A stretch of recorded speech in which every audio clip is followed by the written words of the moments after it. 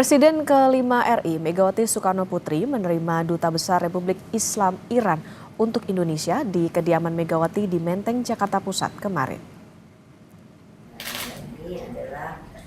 Dalam pertemuannya dengan Duta Besar Iran untuk Indonesia, Muhammad Boroujerdi, Megawati mengucapkan selamat atas penunjukan Mojtaba Khamenei sebagai pemimpin tertinggi Iran yang baru, menggantikan mendiang ayahnya, Ayatollah Ali Khamenei. Megawati juga mengirimkan surat kepada Mojtaba Khamenei melalui Boroujerdi di kediamannya di Menteng, Jakarta Pusat.